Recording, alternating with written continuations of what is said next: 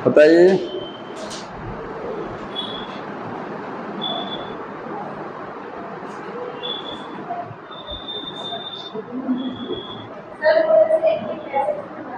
Active immunity और passive, देखिए बता रहे हैं आपको, कोई कंफ्यूजन नहीं होगा। जो एक्वायर्ड इम्यूनिटी है वो आपको समझ में आता है ना, एक्वायर्ड क्या होता है? आफ्टर बर्थ जो डेवलप होती है, क्योंकि पैथोजन का इंटरेक्शन हमसे बर्थ के बाद ही तो होगा, ठीक है। तो आफ्टर बर्थ जो इम्यूनिटी वो एक्वायर्ड है, उसमें दो टाइप होते हैं, एक्टिव और पैसिव। एक्टिव वो होती है जब कोई पैथोजन बॉडी पर अटैक करता है, या तो कोई वैक्सीन बॉडी में लगाई जाती है, क्योंकि पैथोजन अटैक करेगा तो हमारी बॉडी का इम्यून सिस्टम एक्टिव हो जाएगा और वो एंटीबॉडी बनाना चालू कर देगा, बी सेल काम करेंगी उस केस में, ठीक है। और मान लीजिए कोई वैक्सीन इंट्रोड्यूस कराई जा रही है, उस केस में भी क्या होगा, वैक्सीन जब बॉडी में डाली जाती है तो बॉडी का इम्यून सिस्टम एक्टिव हो जाएगा, बी सेल क्या करेंगे, एंटीबॉडी बनाएंगे, मेमोरी सेल बना के रख लेंगे फर्दर अटैक को पहचानने के लिए। यहाँ तो समझ में आया, ये सब एक्टिव इम्यूनिटी है। एक्टिव इम्यूनिटी स्लो काम करती है, धीरे धीरे, क्योंकि एंटीबॉडी बनाने में टाइम लगता है, ठीक है, बी सेल को। लेकिन लॉन्ग लास्टिंग, एक बार एंटीबॉडी बन जाती है, मेमोरी सेल बन जाती है, तो एक लंबे समय तक वो काम करती है, ठीक है। जो पैसिव इम्यूनिटी होती है उसमें हमारा इम्यून सिस्टम कुछ नहीं करता है, बाहर से रेडीमेड बना बनाया एंटीबॉडी बॉडी में इंजेक्ट कराया जाता है, ठीक है। वो फास्ट काम करती हैं क्योंकि रेडीमेड है, बनाने की जरूरत नहीं है, ठीक है। लेकिन शॉर्ट ड्यूरेशन के लिए काम करेंगे। शॉर्ट का मतलब समझना, ज्यादा समय तक वो इफेक्टिव नहीं रहेगा, क्योंकि वो मेमोरी सेल डेवलप नहीं कराता है। एक्टिव इम्यूनिटी में मेमोरी सेल डेवलप होती हैं, क्योंकि बी सेल मेमोरी सेल बनाती हैं। और पैसिव में चूंकि बाहर से रेडीमेड एंटीबॉडी दे दी गई है, तो बी सेल कुछ नहीं कर रही है, फिर उस केस में तो बना रहे एंटीबॉडी बाहर से आ रहा है, ठीक है, तो वहां मेमोरी सेल उसमें नहीं बनेगा। तो पैसिव इम्यूनिटी कब प्रोवाइड कराई जाती है, जब कोई तत्काल हमको एटस्टेंट आराम की जरूरत पड़ती है, जैसे स्नेक बाइट के केस में तत्काल रिलीफ चाहिए, नहीं चाहिए, वहां इंतजार नहीं करेगा बॉडी, ठीक है, कि एंटीबॉडी बने, पता लगा बन गया तो उतनी ज्यादा नहीं बने कि उसके खिलाफ लड़ सके, तो पर्सन तो डाई कर जाएगा। दूसरा है रेबीज वायरस का जो अटैक होता है, ठीक है, डॉग बाइट जब करता है उस केस में, तो ये सारी चीजें हैं। टेटनस वाले केस में होता है, ठीक है। और कोई डिफरेंस? हाँ, एंटीबॉडी तुम लास्ट क्लास तो आई नहीं थी, तो पता कैसे लगेगा, एंटीबॉडी प्रोटीन होता है, रेगुलर आया करिए, ऐसे काम नहीं चलेगा, ठीक है। और कुछ पूछना हो तो बताइए, समझ में आया किसी का? और कोई सवाल? आगे टॉपिक देखिए, मैंने आपको वैक्सीनेशन बता दिया था, ठीक है। वैक्सीनेशन, सबसे पहला वैक्सीन कौन सा बनाया गया था, किसी को आइडिया है? Small pox. एडवर्ड जेनर ने फर्स्ट वैक्सीन जो बनाई थी वो स्मॉल पॉक्स थी, नोट कर लीजिएगा कहीं, ठीक है। फादर ऑफ वैक्सीनेशन है एडवर्ड जेनर, इन्होंने फर्स्ट वैक्सीन बनाई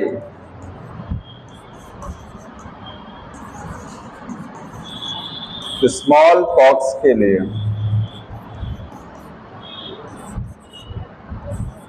फॉर स्मॉल पॉक्स, ठीक है।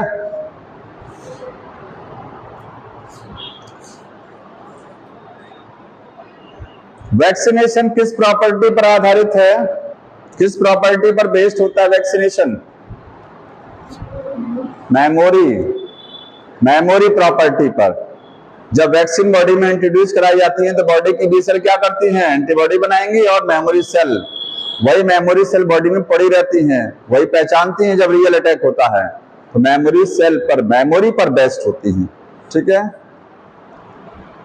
कुछ पढ़ नहीं रहे हैं आप लोग?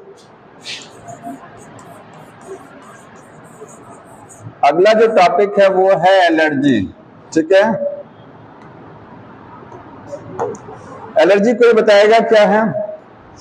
जब कहीं बाहर जाते हैं, ठीक है, तो हाँ, कफिंग, स्नीजिंग, रनी नोज, बहुत सारे लोगों को किसी पर्सन से एलर्जी होती है, ठीक है।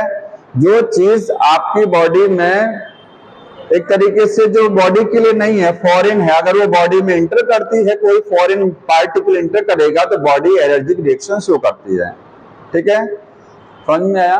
मतलब जैसे एलर्जी जानते हैं किससे, एक होता है किसी को, आपको कोई पर्सन एकदम नहीं पसंद है, एकदम नहीं पसंद है, तो आप कहेंगे इससे मुझे एलर्जी है, मुझे जरा सा भी पसंद नहीं है, अगर वो मेरे सामने भी आ जाता है तो मैं एकदम गुस्से से लाल हो जाता हूं, ठीक है। हाँ, बहुत ज्यादा। ऐसे ही आपकी बॉडी में बहुत सारे पैथोजन अटैक करते हैं। आपकी बॉडी क्या करती है, बॉडी आपकी इम्यूनिटी दिखाती है, ये एंटीबॉडी बनाती है। हर बार तो एलर्जी तो नहीं होती है, हर बार एलर्जी नहीं होती है। एलर्जी कब होती है, जब इम्यून सिस्टम बहुत ज्यादा सेंसिटिव हो जाता है, बहुत ज्यादा एक्टिव हो जाएगा किसी एंटीजन को लेकर के, ठीक है, ओवर स्मार्ट बनने लगेगा, बहुत ज्यादा एक्टिविटी शो करेगा। अब सामने देख लीजिए थोड़ा सा, उसी को क्या बोलेंगे, एलर्जी। बताइए, नॉकटर्नल। हाँ, अच्छा बताइए, रॉड्स रात में देखने के लिए मदद करते हैं ना, और कौन से डे के लिए होते हैं ना, ठीक है, तो रॉड्स ज्यादा होंगे क्योंकि नाइट विजन के लिए रॉड्स रिस्पॉन्सिबल है। R for rods, R for रात, हिंदी में ध्यान रखेंगे, ऐसे भूलेंगे नहीं। हाँ, नॉकटर्नल में ज्यादातर होते हैं, जो नॉकटर्नल है उनमें आपको रॉड्स ज्यादा मिलेंगे देखने को। अच्छा हाँ, नहीं नहीं, रॉड्स आपको ज्यादा मिलेंगे नॉकटर्नल एनिमल्स में। ये टॉपिक चल रहा है एलर्जी, ध्यान से समझ लीजिए अब, ठीक है। एलर्जी की जो डेफिनेशन है वो क्या है, एग्जैजरेटेड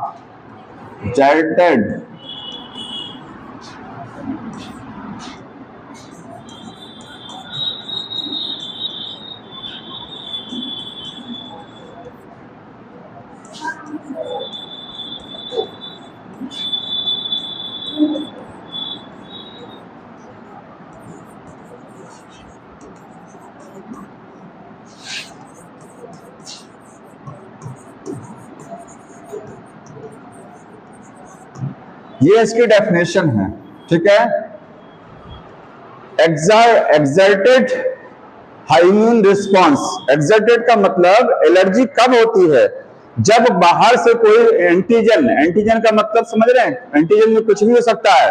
जब कोई एंटीजन बॉडी पर अटैक करता है तो अगर वो आपका इम्यून सिस्टम बहुत ज्यादा सेंसिटिव हो गया उसको लेकर के, बहुत ज्यादा सेंसिटिव, बहुत ज्यादा एक्टिविटी शो करने लग गया, उस केस को ही बोलते हैं एलर्जी, ठीक है।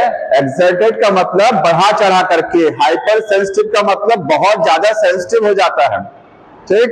क्या चीज, इम्यून रिस्पॉन्स, इम्यून सिस्टम आपका अगेंस्ट द सर्टेन, सर्टेन लिखा हुआ है, मतलब सारे एंटीजन एलर्जी कॉज नहीं करते हैं। हो सकता है एक पर्सन को एलर्जी हो, वहीं बगल में दूसरे पर्सन को एलर्जी का सिम्टम ना आए। ऐसा क्यों होता है, क्योंकि दोनों का इम्यून सिस्टम क्या है, अलग अलग है, ठीक है। जिसका इम्यून सिस्टम स्ट्रांग होगा उसमें एलर्जिक रिएक्शंस कम होती हैं, ठीक। तो ये आपका डेफिनेशन हो गया। अब जो एंटीजन है, एक वर्ड है एलर्जेंस। एलर्जेंस क्या है, जिस एंटीजन से एलर्जी का रिस्पॉन्स आता है, एलर्जी जनरेट होती है बॉडी में, उसको बोलते हैं एलर्जेंस, ठीक है। Allergy causing agent, allergy causing agent, जिस एजेंट से एलर्जी होगी वो एजेंट क्या बोला जाएगा, एलर्जेंस। क्या क्या हो सकता है, देखिए, माइट्स ऑफ डस्ट या डस्ट माइट्स लिखा गया होगा, ठीक है। माइट्स ऑफ डस्ट का मतलब समझते हैं, धूल में जो पैथोजन होता है, जो कीड़े होते हैं, जो इंसेक्ट, जो माइक्रोब्स होते हैं, डस्ट में जो पैथोजन आपके टहल रहे हैं, जो नहीं दिख रहे हैं, वो पैथोजन एलर्जी कॉज कराते हैं। तो यहाँ माइट्स का मतलब क्या है, पैथोजन से है, ठीक है। और एलर्जी किससे हो सकती है, पॉलिन ग्रेन से हो सकती है, पॉलिन ग्रेन। और बताइए, पॉलिन ग्रेन, बहुत सारे फ्लावर्स के पॉलिन ग्रेन क्या करते हैं, एलर्जी कॉज कराते हैं। और एलर्जेंस, हाँ, वैक्सीन, टॉक्सिन, ठीक है। एनिमल डेंडर लिखा बुक में, एनिमल डेंडर, वो डेंजर नहीं है, ये डेंडर है। कोई बताएंगे क्या है एनिमल डेंडर, क्या होता है? पंखा चल रहा है, इसमें कोई मॉस्किटो आके टकरा जाए, उसकी बॉडी की पसकरें उड़ जाएंगी और वो आपके नोज के थ्रू आपकी बॉडी में चला गया, एलर्जी कॉज करा सकता है। एनिमल के बॉडी के छोटे छोटे टुकड़े या हेयर या फर कह सकते हैं जिसको, ठीक है, कोई जानवर है उसके शरीर के फर, वो क्या है? वो सब एनिमल डेंडर हैं, उसके बॉडी के हिस्से। समझ में आया? और क्या एलर्जन हो सकता है? कोई केमिकल एलर्जी कॉज करा सकता है, केमिकल्स भी क्या है? एलर्जी कॉज करा सकते हैं। और बताएंगे? सल्फर ड्रग्स तो ठीक है, वो केमिकल ही हो गया। और बताइए एलर्जी, एलर्जेंस इतने ही हैं, ठीक, ये सारे एलर्जन हैं। अब एलर्जी का सिम्टम क्या है? एलर्जी किससे होगा? एलर्जन से। एलर्जी के सिम्टम क्या आएंगे? सिम्टम्स, तो एलर्जी के सिम्टम जो होंगे आपके रनी नोज, ठीक है, रनी नोज हो गया। और सिम्टम बताएंगे? कफिंग, कफिंग, स्नीजिंग, कफिंग हो गया, स्नीजिंग, और वाटरी आइज, ठीक है, वाटरी आइज। वाटरी आइज का मतलब आंखें, आंखों में पानी, ठीक है। इसके बाद में redness on the skin, skin पर क्या हो जाती है? रेडनेस, वो सब ऐसे सुनते रहिए, रेडनेस हो गया। और इन्फ्लामेशन का मतलब सूजन, एलर्जी होती है तो स्किन रेड हो सकती है और स्वेलिंग आ सकती है, ठीक है। हाँ, और कोई सिम्टम एलर्जी का? सांस लेने में दिक्कत, प्रॉब्लम ड्यूरिंग द ब्रीदिंग, ठीक है, ब्रीदिंग प्रॉब्लम, ब्रीदिंग प्रॉब्लम, जैसे अस्थमा में सांस लेने में दिक्कत आती है। और एक वर्ड यूज होता है वीजिंग, वीजिंग कोई बताएगा क्या है? ये स्नीजिंग है, और एक वर्ड है वीजिंग, सीटी के साथ आवाज निकालना, ऐसी आवाज निकालना जैसे सीटी बज रही है, ठीक है, उसको बोलते हैं वीजिंग। अस्थमा में होता है वीजिंग, कहाँ होता है? अस्थमा में। ये दोनों चीजें आपको कहाँ मिलेंगी? ये अस्थमा में मिलती हैं, ठीक है, इन अस्थमा। तो ये सारे सिम्टम किसके हैं? एलर्जी के हैं। तो एलर्जी क्या हो गया? जब हमारा इम्यून सिस्टम किसी एंटीजन के खिलाफ में बहुत ज्यादा एक्टिविटी शो कर देता है, उसको बोलते हैं allergy. Allergy causing agent call allergen, symptom ये हो गया। एलर्जी कैसे जनरेट होती है वो समझ लीजिए, ठीक है, हटा दें इसको। कौन सी एंटीबॉडी बनती है एलर्जी में? आईजीई एंटीबॉडी, आई याद रखिए, आईजीई एंटीबॉडी बनेगा किसमें? एलर्जी में, ठीक है, समझ में आया? अब कैसे? देखिए, मान लीजिए ये क्या है? कोई एंटीजन है, ये कोई क्या है? एंटीजन है, ठीक है। एंटीजन में कुछ भी हो सकता है। जब ये एंटीजन बॉडी पर क्या करेगा? अटैक करेगा, बॉडी पर अटैक करेगा, तो ये सीधे कहां पहुंचेगा? ब्लड में जाएगा, आपके ब्लड में। ब्लड में कैसे जाएगा? किसी भी तरीके से जा सकता है, नोज से, माउथ से, आई से, कैसे भी इंटर कर सकता है। ब्लड में जाएगा, ब्लड में क्या है? वही सेम बी सेल्स हैं, ठीक है। बी सेल क्या करेंगी? वो तुरंत एंटीबॉडी बनाएंगी, एंटीबॉडी बनाएंगी, और एक क्या बना देंगी? Memory cell. ये आपकी एंटीबॉडी कैसी होती है? वाई शेप, ठीक है। अब ये एंटीबॉडी बन गई है, ये एंटीबॉडी क्या करेंगी?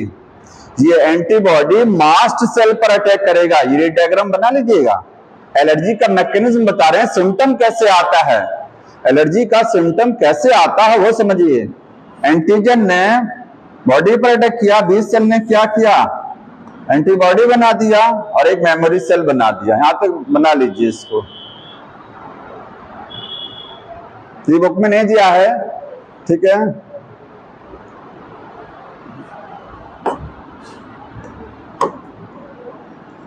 हो गया यहां तक? अब देखिए, अब आपकी ब्लड में एक मास्ट सेल होती है। बताएंगे मास्ट सेल कहां होती हैं? कोई बताएगा मास्ट सेल कहां है? ब्लड में है कि टिश्यू में है? ब्लड में नहीं होती है। आपने कनेक्टिव टिश्यू पढ़ा है, एरियोलर कनेक्टिव टिश्यू, एनसीईआरटी में उसमें बना है बॉक्स रेक्टेंगुलर में लिखा मास्ट सेल, टिश्यू में होती हैं। और एक सेल बेसोफिल जो है वो आपकी ब्लड की है सेल है, डब्ल्यूबीसी है। तो मास्ट सेल और क्या है, बेसोफिल भी इन्वॉल्व हो सकती है। बेसोफिल कहा जाए एलर्जी में कौन सी सेल इन्वॉल्व होती है, तो मास्ट सेल ज्यादातर, और कुछ बेसोफिल भी एलर्जी कराती हैं। ठीक है, ये मास्ट सेल हैं। अब क्या होगा, ये एंटीबॉडी जो बनी है ना, ये मास्ट सेल पर बाइंड कर जाएंगे। ये देखिए, ये एंटीबॉडी क्या करेंगे, मास्ट सेल है तो एंटीबॉडी क्या करेगा, बाइंड कर जाएगा इसके साथ। ये देखिए बाइंड कर गया, ये मास्ट सेल पर ये एंटीबॉडी आकर के वाई शेप सब जोड़ गया।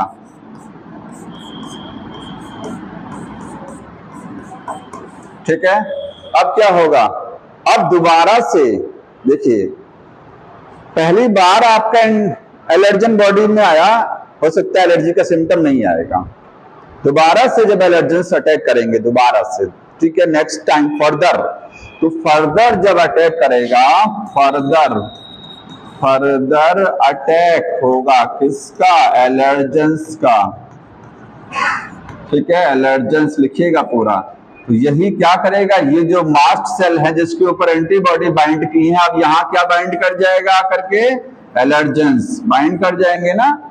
एलर्जेंस किस पर बाइंड करते हैं, एलर्जेंस देखिए पहले बी सेल पर बाइंड किए थे, तो इन्होंने एंटीबॉडी बनाया था।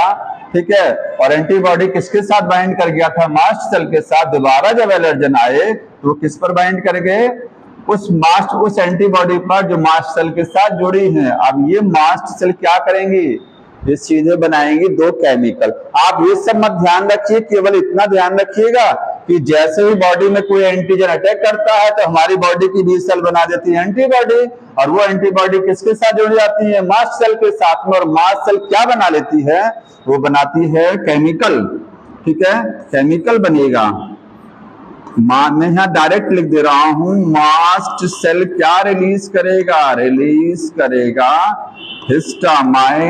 Histamine and serotonin. यही दो मेन है, यही आपको मेन समझना है। ठीक है, तो ये दोनों केमिकल रिलीज हो जाएंगे तुरंत, और सारा एलर्जी का सिम्टम इसी से आता है। जो एलर्जी के सिम्टम आते हैं वो किस वजह से आते हैं, हिस्टामाइन और सेरोटोनिन। हिस्टामाइन वैसोडाइलेटर है।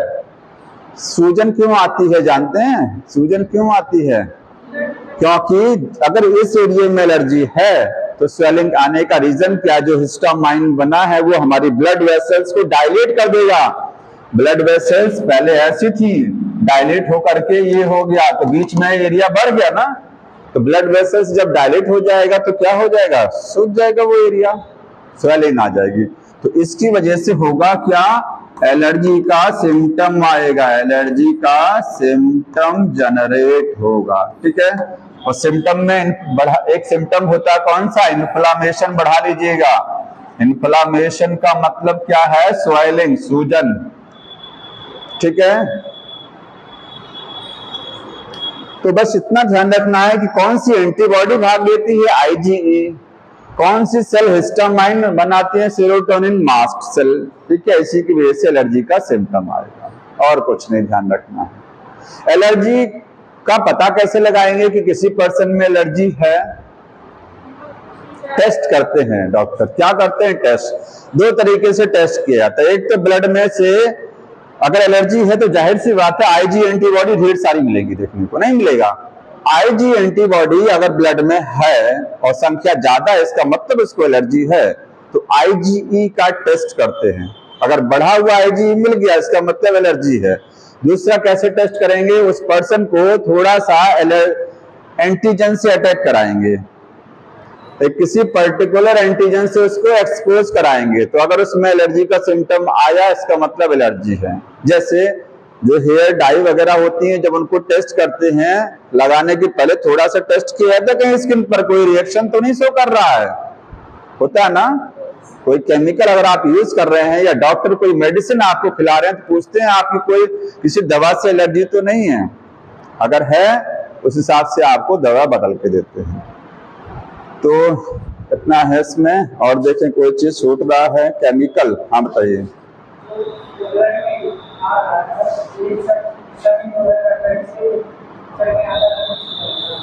हिस्टामाइन कैपिलरी से सेल में ना, ये आपके जो केमिकल दिख रहे हैं ये सीधे ब्लड वेसल्स को क्या करेंगे, फैला देंगे, डायलेट कर देंगे। जब ब्लड वेसल्स डायलेट हो जाएगी तो उस एरिया में जाहिर सी बात है सूजन आएगी कि नहीं आएगी। अरे खून की नलिकाएं हैं, उनमें सूजन आ गया, उन्हीं में सूजन आ गया तो पार्ट में तो सूजन आने ही है। जब वही सेल कट जाएंगी तो पूरा ओवरऑल बॉडी का पार्ट क्या हो जाएगा, सेल कट जाएगा। तो उसमें समस्या कहाँ है?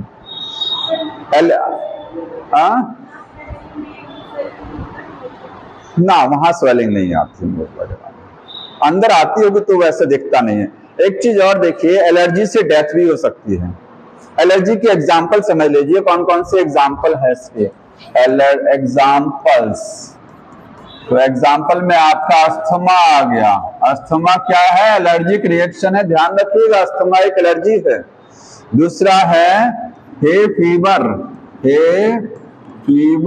फीवर एक टाइप का फीवर है जिसमें जो एलर्जिक रिएक्शंस है, ठीक है, वो एक प्रकार का एलर्जी है। और एक है anaphylactic shock. Anaphylactic shock. Shock का मतलब यहां झटका, ठीक है, और ऐसा झटका लगता है कि पर्सन की डेथ हो जाती है। अभी मैंने बताया आपको, ध्यान सुन लीजिए, एलर्जी में हमारी ब्लड वेसल्स क्या हो जाती हैं, डायलेट।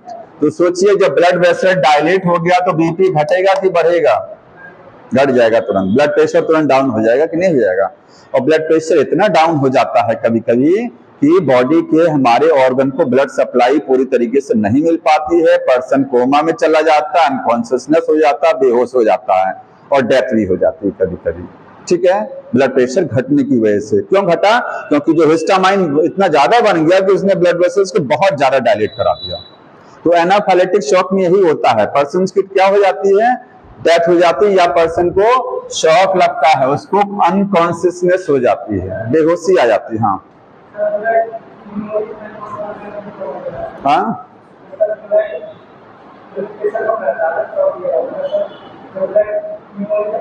ब्लड आपके ब्रेन तक नहीं पहुंचेगा तो ब्रेन की सेल धीरे धीरे क्या करने, डाई करने लगेंगी और अनकॉन्शियसनेस हो जाएगी, बेहोशी आ जाती है, वही चीज है, ठीक है। एलर्जी को कैसे रोका जाए, क्या उसका ट्रीटमेंट है? तो ट्रीटमेंट क्या है, ट्रीटमेंट बताएंगे। एंटीहिस्टामाइन ड्रग्स होती हैं, दवाएं। तो दवाएं का कौन सी हैं, एंटी सेरोटोनिन। सेरोटोनिन को खत्म करने के लिए एंटी सेरोटोनिन और एंटी हिस्टामाइन। और एक ड्रग और है स्टीरॉइड्स, स्टीरॉइड्स भी है, ठीक है, समझ में आया? स्टीरॉइड, ये सारी ड्रग हैं। प्रिवेंशन, हाँ, कोई वैक्सीन नहीं एलर्जी का, इसका कोई प्रिवेंशन है। प्रिवेंशन क्या है, मास्क लगाएंगे या ऐसे जगहों पर ना जाइए जहां बहुत ज्यादा धूल धक्कड़ और ये सारी चीजें हैं, ठीक है, समझ में आया? प्रोटेक्ट द मास्क, और कोई इसका बचाव नहीं है।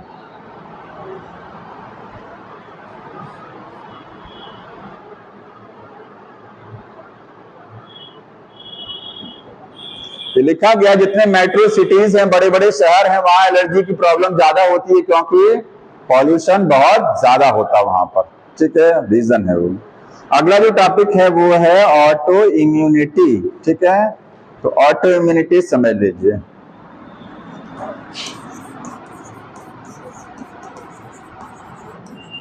ऑटो इम्यूनिटी का मतलब समझ में आया, प्रतिरक्षा, ठीक है, बचाव। बॉडी जो आपकी लड़ती है रोगों से, उस क्षमता को क्या बोलते हैं, इम्यूनिटी। ऑटो इम्यूनिटी क्या है? तो इम्यूनिटी के केस में, इम्यूनिटी में होता क्या है, एंटीजन बाहर से आता है। अगर आपकी बॉडी का कोई सेल एंटीजन का काम करने लग जाए, सोचिए, ठीक है, अगर आपकी बॉडी का, आपका इम्यून सिस्टम, आपकी बॉडी की कोई भी सेल या कोई भी चीज ऐसी हो जो क्या है, एंटीजन का काम करने लग जाए, तो आपका इम्यून सिस्टम उसको क्या समझ बैठता है, नॉन सेल्फ, फॉरेन समझ बैठता है, ठीक है, अपना दुश्मन मान लेता है। उसके खिलाफ में फिर क्या बनाता है, एंटीबॉडी। जनरली एंटीजन कहां से आते हैं, बाहर से। हमारी बॉडी का इम्यून सिस्टम उसको फॉरेन मानता है क्योंकि वो बाहर की चीज है। लेकिन जब अपने बॉडी की ही कोई चीज क्या हो जाती है, फॉरेन हो जाते हैं, अपने घर का ही कोई सदस्य दुश्मन मान लिया जाता है तो घर में ही लड़ाई चालू हो जाती है। वही सिस्टम ऑटो इम्यूनिटी में है। समझ में आया? यहाँ पर बॉडी की कोई भी सेल क्या है, एंटीजन का काम करने लग जाती है। तो यहाँ ऑटो इम्यूनिटी में क्या है, आवर बॉडी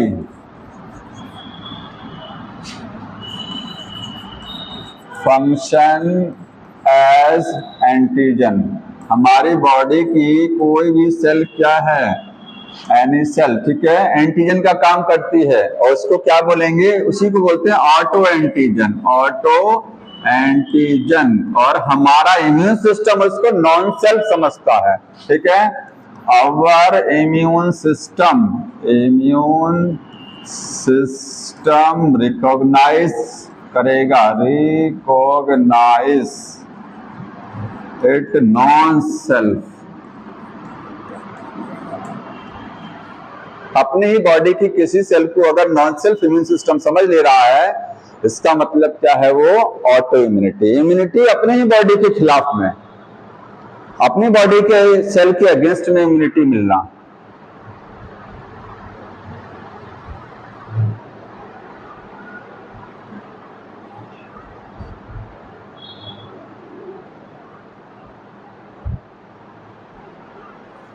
तो बॉडी क्या करती है, अपनी सेल पर अटैक करने लग जाती है, ठीक है, अपनी सेल पर अटैक।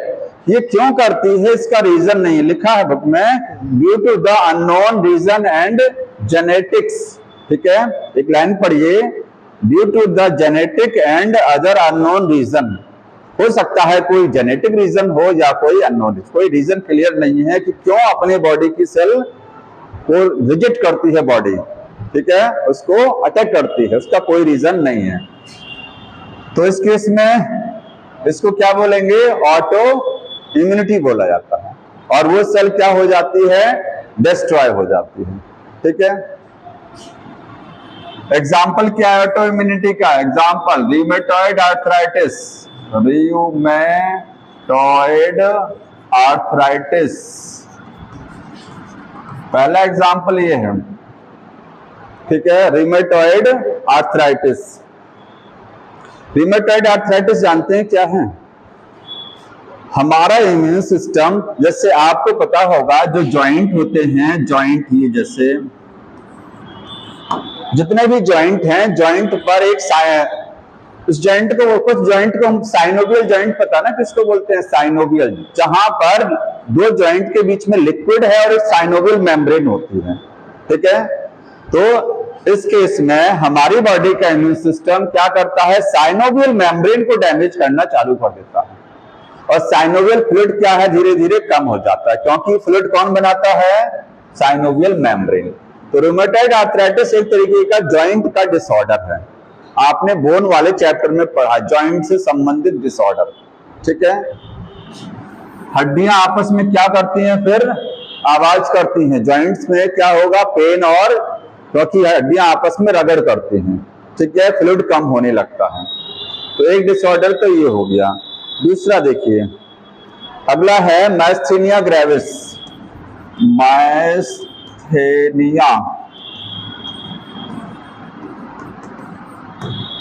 ये आपके नर्वस सिस्टम से संबंधित डिसऑर्डर है, न्यूरोमस्कुलर जंक्शन से संबंधित है, ठीक है। किससे संबंधित है लिखेंगे, ये रिलेटेड टू जॉइंट, ये आपके जॉइंट से संबंधित है, ये है related to neuromuscular junction. Neuromuscular junction सबको पता है ना, जहां पर नर्वस सिस्टम और हमारी मसल्स अटैच होती, जैसे आपकी मांसपेशी है, ये बॉडी का कोई मसल है और ये न्यूरॉन्स आ रहे हैं, दोनों के बीच का ये जॉइंट है, ये न्यूरॉन है और ये मसल्स है, जहां जुड़ रहा है, इसी को बोलते हैं न्यूरोमस्कुलर जंक्शन। यही डैमेज होने लगता है, माइस्थेनिया ग्रेविस हो गया। और कोई बताएंगे, हाँ, एक है क्रोनिक हेपेटाइटिस, क्रोनिक हेपेटाइटिस, हालांकि और एक है क्रोनिक एनीमिया। क्रोनिक एनीमिया, ये दो आपको ध्यान रखना है। ये समझ लीजिए कुछ नहीं है। अगर आपका इम्यून सिस्टम लिवर की सेल को क्या समझता है, फॉरेन समझता है, और लिवर की सेल के अगेंस्ट में उसको फाइटिंग करता है, तो उसको बोलते हैं क्रोनिक हेपेटाइटिस, वहां लिवर डैमेज होता है। और अगर हमारी आरबीसी डैमेज होती है तो उसको बोलते हैं क्रोनिक एनीमिया। यहाँ एंटीजन कौन माना जाएगा, आरबीसी। यहाँ एंटीजन कौन होगा, लिवर की सेल। ठीक है। हाँ, टाइप 1 डायबिटीज है। एक डायबिटीज भी होती है, ध्यान रखिएगा, टाइप 1 डायबिटीज। आप नोट करिएगा, टाइप 1 डायबिटीज है। इस केस में क्या है जानते हैं, डायबिटीज में होता क्या है, सबको पता होगा, इंसुलिन का लेवल घटता है। ठीक है। इस बारी डायबिटीज में इंसुलिन का लेवल घटेगा, लेकिन कैसे घटेगा, हमारा इम्यून सिस्टम जो पेनक्रियाज है, पेनक्रियाज में एक बीटा सेल होती है, जहां से इंसुलिन बनता है, उसी बीटा सेल को खत्म करना चालू कर देगा, उसको डैमेज करेगा। क्योंकि बीटा सेल उसके लिए क्या है, फॉरेन है। वो बीटा सेल को अपना दुश्मन मानने लग जाता है, कौन, हमारा इम्यून सिस्टम। तो बीटा सेल को डैमेज करेगा। तो टाइप 1 डायबिटीज होती है due to damage of beta cell. हमारा इम्यून सिस्टम बीटा सेल को डैमेज करेगा। यहां पर लिवर सेल डैमेज होगा, सॉरी आरबीसी डैमेज होगा। ठीक है। और यहां पर लिवर सेल्स डैमेज होंगी। ठीक है। अलग अलग केस में अलग अलग सेल जो है वो हमारा इम्यून सिस्टम उनको डैमेज करता है। एक और है हॉशिमोटो डिजीज। ठीक है। जब थायराइड ग्लैंड सबको पता ना, जब थायरॉक्सिन का लेवल कम होने लगता है, थायराइड ग्लैंड से जब थायरॉक्सिन क्या होता है, कम बनता है, तो हमारा इम्यून सिस्टम क्या करता है, थायराइड ग्लैंड को ही खत्म करना चालू कर देता है। समझ में आया? वो सोचता है कि थायराइड ग्लैंड से थायरॉक्सिन कम बन रहा है, तो उसी को धीरे धीरे डैमेज करना चालू करे, किसको, थायराइड ग्लैंड को। तो डिजीज का नाम है हॉशिमोटो डिजीज। वो हाइपोथायराइडिज्म के केस में डेवलप होती है। तो केवल आप नाम ध्यान रखिएगा, हॉशिमोटो डिजीज।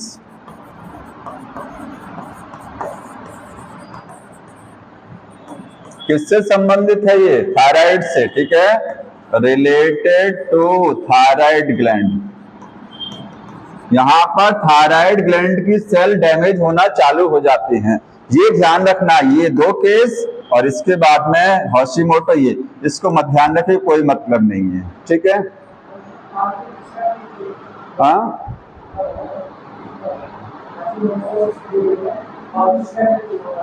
हाँ, फॉलिकुलर सेल होता है, जान रहे हैं, फॉलिकुलर सेल।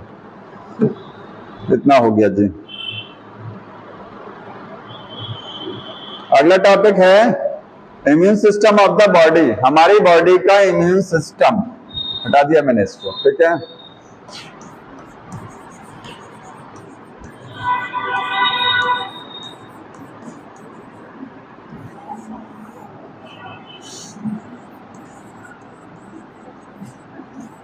अच्छा, सिस्टम का मतलब क्या है, कोई बताएंगे? सिस्टम बहुत, तंत्र में बहुत सारे ऑर्गन। आपने सर्कुलेटरी सिस्टम पढ़ा, रेस्पिरेटरी, सर्कुलेटरी सिस्टम में heart, blood vessels, blood, lymph सारा आ गया।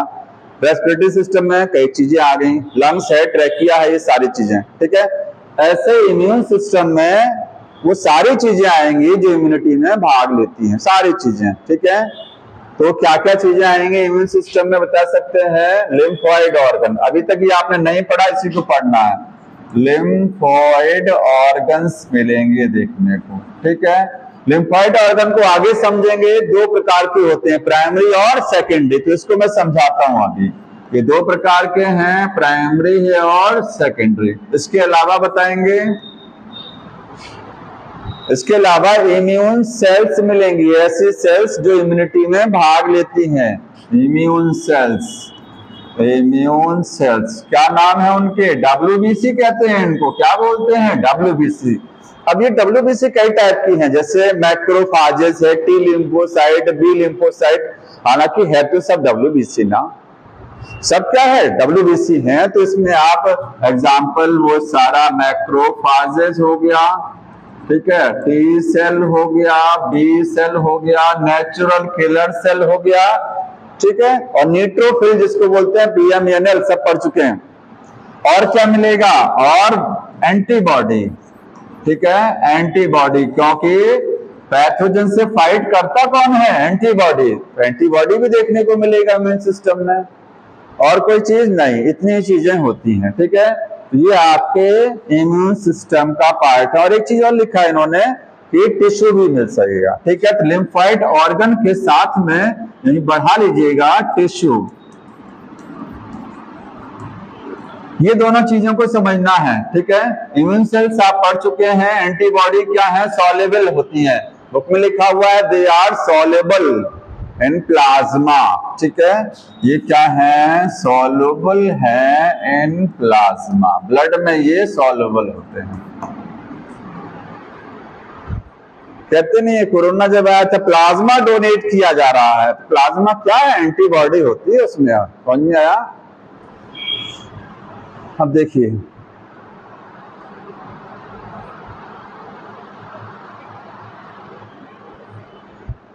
आगे है इम्यून सिस्टम का क्या काम होता है।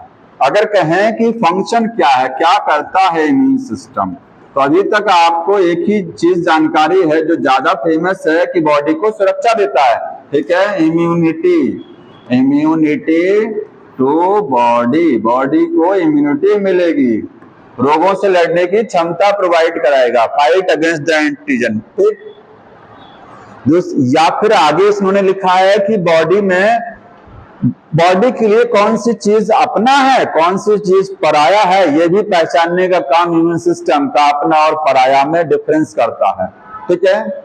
अगर कोई चीज बाहर से आई तो बॉडी के लिए वो क्या है, विदेशी है, फॉरेन है, नॉन सेल्फ है। तो इम्यून सिस्टम इम्यूनिटी प्रोवाइड करता है एंड रिकॉग्नाइज करता है और पहचानता है, recognise self and non self, कौन अपना है कौन बाहरी है, ये इम्यून सिस्टम का काम है पहचानने का। तभी तो एंटीबॉडी बनाएगा, जो चीज बाहर से आएगी वो नॉन सेल्फ रहेगी, ठीक है। दूसरा काम क्या है इसका, एलर्जी रिएक्शंस में एलर्जी का सिम्टम कौन जनरेट कराता है, इम्यून सिस्टम से तो आता है। अगर IgE एंटीबॉडी अगर ना बने और मास्ट सेल ना भाग लें तो एलर्जी का सिम्टम नहीं आएगा, एलर्जी की रिएक्शंस जनरेट नहीं होंगी, ठीक है। अच्छा, एलर्जी का सिम्टम क्यों आता है जानते हैं, इसलिए आता है क्योंकि एलर्जी का जब सिम्टम आएगा तो जो बॉडी में एलर्जन इंटर किया है वो बाहर हो सकता है, ठीक है। जैसे रनी नोज, म्यूकस, बहुत ज्यादा म्यूकस बनता है, जितना ज्यादा म्यूकस बनेगा उतना ही पैथोजन को बाहर बॉडी निकालने की कोशिश करती है उसी म्यूकस से। वाटरी आईज हो जाती है, उसका फायदा क्या मिलेगा, ज्यादा टीयर्स बनेगा, आंसू ज्यादा बनेगा, ज्यादा टीयर्स बनेंगे, ज्यादा लाइसोजाइम रहेगा, तो बाहर का इंफेक्शन जो बैक्टीरियल घुसा हुआ है आंखों में वो क्या है, वहीं किल हो जाएगा, ठीक है। हाँ, साइनस नहीं कह रहे हैं, जो जैसे बाहर से बैक्टीरियल इंफेक्शन जो आई पर अटैक किया है तो ज्यादा टीयर्स बनेंगे, तो टीयर्स में लाइसोजाइम होता है, वो क्या है, इन्फेक्शन को किल करेगा। मतलब आपकी बॉडी में एलर्जी में जितने सिम्टम आ रहे हैं वो सारे सिम्टम एलर्जी को कम करने की कोशिश करते हैं, जितनी चीजें बन रही हैं, म्यूकस बहुत ज्यादा बन रहा है, ठीक है। तो इम्यून सिस्टम का दूसरा काम क्या है, जनरेट, ये जनरेट करेगा एलर्जिक रिएक्शन, एलर्जिक रिएक्शन कैसे, IgE और मास्ट सेल की मदद से, ये दोनों सेल क्या करेंगे, एलर्जिक रिएक्शन जनरेट कराती हैं। तीसरा क्या है, ऑटो इम्यूनिटी। ऑटो इम्यूनिटी किसकी वजह से आया, इम्यून सिस्टम की वजह से, पढ़े ना, अगर इम्यून सिस्टम काम करता है तभी ऑटो इम्यूनिटी भी जनरेट हो सकती है। तीसरा है कॉजेस, कॉजेस ऑटो इम्यूनिटी, या ऑटो इम्यूनिटी में पार्टिसिपेट करेगा ये इम्यून सिस्टम। और ऑटो इम्यूनिटी ध्यान रखिए उन लोगों में ज्यादातर होती है जो नेगेटिव थिंकिंग वाले लोग होते हैं, जो नेगेटिव थिंकिंग के लोग होते हैं वो कभी डेवलप नहीं कर पाते हैं, देखे होंगे आप हमेशा पॉजिटिव सोचेंगे तो आपकी बॉडी में बढ़िया ग्रोथ होगा, आप नेगेटिव सोचेंगे तो आपकी बॉडी में ऐसे ऐसे हार्मोन बनेंगे, ऐसे ऐसे केमिकल जो आपकी बॉडी को नुकसान करेंगे, कमजोर कर देंगे शरीर को। ठीक है, तो वही है एलर्जी। और बॉडी में आपका इम्यून सिस्टम नॉन सेल्फ कब पहचानता है, जब नेगेटिविटी ज्यादा जनरेट होती है। जैसे लिखा ना कि कोई इसका रीजन नहीं है, ऑटो इम्यूनिटी में भी बताया क्यों बॉडी जो है अपनी सेल्फ को रिजेक्ट करती है, कोई रीजन नहीं है, लेकिन जो रीजन हो सकता है इसमें ये हो सकता है। ठीक है, तो देखिए एक और केस, ऑर्गन ट्रांसप्लांटेशन में भी इसका काम।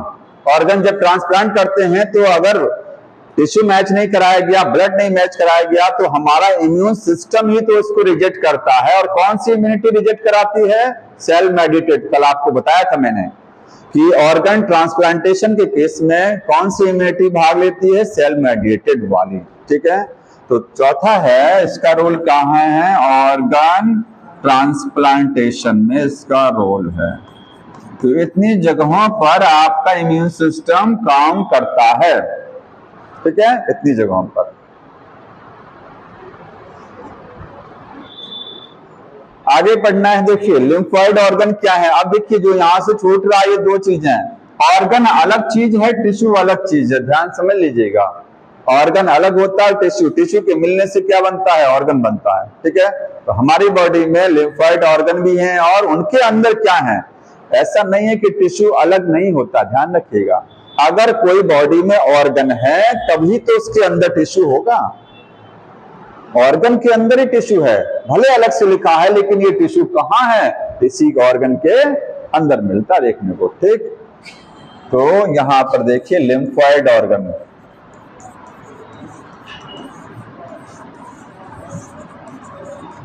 कोई बताएगा क्या है लिम्फोइड ऑर्गन। ऐसे ऑर्गन जहां पर हमारी बॉडी की जो इम्यून सेल्स हैं, इम्यून सेल्स का मतलब जितने भी इम्यूनिटी में सेल पार्टिसिपेट करें, B cell, T cell, macrophage, इतना पढ़ लिए हैं, तो जितने भी इम्यून सेल्स हैं वो जहां बनती हैं या जहां मैच्योर होती हैं उस ऑर्गन को क्या बोलते हैं, लिम्फोइड ऑर्गन। ठीक है, यहां पर क्या है, इम्यून सेल्स। जो इम्यून सेल्स हैं वो क्या होगा, ओरिजिनेट, ओरिजिनेट मतलब उनकी उत्पत्ति होगी। ठीक है, एंड ऑब्लिक करके और डेवलप, डेवलप को ही क्या बोलते हैं, मैच्योर। और इसका तीसरा नाम होता है डिफरेंशिएट, एक ही चीज है, किसी भी तरीके से बोल सकते हैं।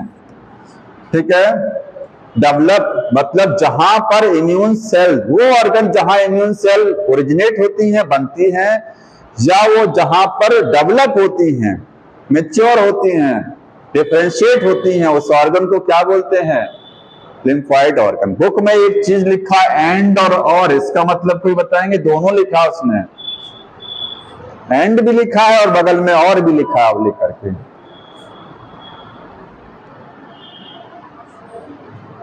हाँ, इसका मतलब यह है कि कुछ ऑर्गन ऐसे हैं जिसमें इम्यून सेल बनती भी हैं और ओरिजिनेट, दोनों काम वहीं एक ही जगह होता है। जैसे बी सेल कहां बनती है, बोन मैरो में बनता भी है और वहीं डेवलप भी होता है। लेकिन कुछ ऑर्गन ऐसे हैं जैसे थाइमस है, तो वहां पर इम्यून सेल केवल डेवलप होती है और ठीक है बनती नहीं है, बनती कहां है, बोन मैरो। तो ये चीज जो एंड लिखी गई है, ये लिखा गया है बी सेल के लिए और लिखा गया है ये टी सेल के लिए। बी सेल जो है जहां बनती है वहीं डेवलप भी होती है, लेकिन टी सेल जहां बनती है वहां डेवलप नहीं होती है। ठीक है, उसकी साइट अलग अलग होती है। समझ में आ रहा है। कौन कौन से लिम्फोइड ऑर्गन हैं, दो कैटेगरी हैं, प्राइमरी और सेकेंडरी।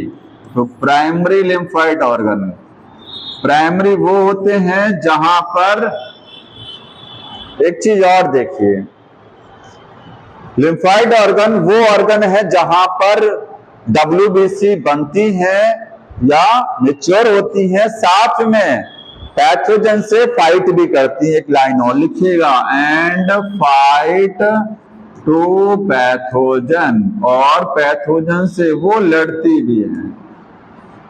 तो जिस जगह बनती हैं या डेवलप होती हैं या पैथोजन से उनकी फाइटिंग होती है, उन सारी जगहों को क्या बोलते हैं हम, सारे ऑर्गन को, सबको लिम्फोइड ऑर्गन बोला जाता है। ठीक है, दो प्रकार के हैं। प्राइमरी वो होता है जहां पर डब्ल्यूबीसी बनती है या मैच्योर होती है, बस। ठीक है, ये प्राइमरी लिम्फोइड ऑर्गन क्या है, यहाँ पर डब्ल्यूबीसी का मतलब इम्यून सेल, ये क्या करती हैं, ओरिजिनेट होती हैं, ओरिजिनेट एंड मैच्योर, और उनके मैच्योरेशन होता है। ठीक, उनको क्या बोलेंगे, प्राइमरी लिम्फोइड ऑर्गन। पूरा लिख लीजिएगा, प्राइमरी लिम्फोइड ऑर्गन बोलेंगे। एग्जाम्पल है बोन मैरो। ठीक है, बोन मैरो और क्या चीज, थाइमस। थाइमस क्या है, ग्लैंड है। ठीक है, एंडोक्राइन ग्लैंड। तो बोन मैरो और थाइमस ये दोनों क्या है, प्राइमरी हैं, क्योंकि यहां पर डब्ल्यूबीसी बनेगा और मैच्योर होगा। बोन मैरो में बी सेल, यहां बी सेल बनेगा भी और मैच्योर भी, दोनों बोन मैरो में होती हैं। बी सेल की ओरिजिन भी होती है और साथ में एंड मैच्योरेशन भी होता है। यहाँ पर बोन मैरो में बी सेल की ओरिजिन होती है और मैच्योरेशन दोनों एक ही जगह होता है, इसलिए वहां एंड लिखा था ना कि ओरिजिन और मैच्योर एक ही ऑर्गन में हो रहा है। और साथ में बोन मैरो में टी सेल, जो टी सेल्स हैं वो क्या है, ओरिजिनेट होती हैं, वो बनेगा। तो बी सेल और टी सेल की उत्पत्ति कहाँ है, बोन मैरो, और बी सेल मैच्योर भी यहीं पर होती हैं। थाइमस में क्या है, थाइमस में टी सेल मैच्योर होती हैं, इसीलिए टी सेल को टी सेल क्यों बोलते हैं, because it mature in the thymus. B cell को बी सेल क्यों बोलते हैं, बिकॉज, हाँ तो बताओ, लास्ट टाइम बताया था मैंने, ये बी सेल को बी सेल इसलिए नहीं बोलते हैं कि बोन मैरो में मैच्योर होती है, नहीं, ये बर्सा फेब्रिकस बर्ड्स में एक पार्ट है, क्लोइका में एक लिम्फोइड टिश्यू है। ठीक है, वहां पर सबसे पहले बी सेल को डिस्कवर किया गया था, इसलिए इसका नाम बी सेल है, बर्सा फेब्रिकस के नाम से। ये क्वेश्चन ध्यान रखिएगा कि मैच्योरेशन की वजह से इसका नाम बी सेल नहीं है, इसका नाम टी सेल है, क्योंकि ये टी सेल में मैच्योर, थाइमस में मैच्योर हो रही है। थाइमस में यहाँ टी लेटर है देखिए, लेकिन बी में, बोन मैरो में बी है, तो इसकी वजह से यहाँ बी नाम नहीं आया है, ये दूसरी बेस से आया है। ठीक है, तो ये प्राइमरी हो गए आपके। थाइमस कहाँ है, चेस्ट बोन के नीचे और हार्ट के बगल में।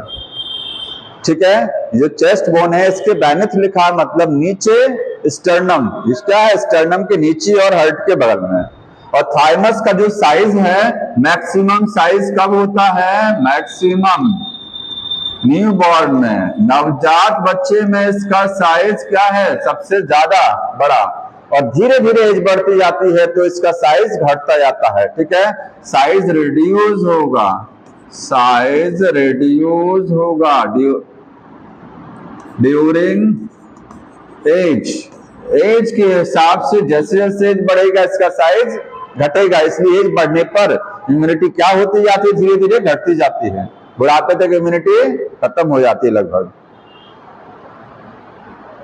ठीक है, बहुत कम।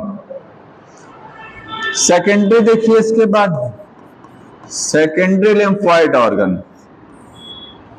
सेकेंडरी हो गया यहां तक।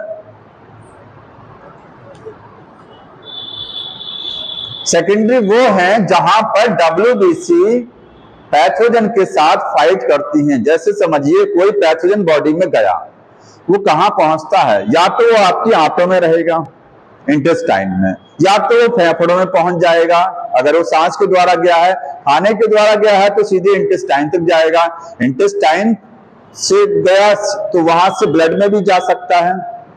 ठीक है, कोई रोक नहीं सकता उसको, और फेफड़ों में चला गया तो वहां से भी वो ब्लड में डिफ्यूज हो सकता, पैथोजन है, माइक्रोब है, तो अल्टीमेटली वो कहां चले जाते हैं, सब ब्लड में।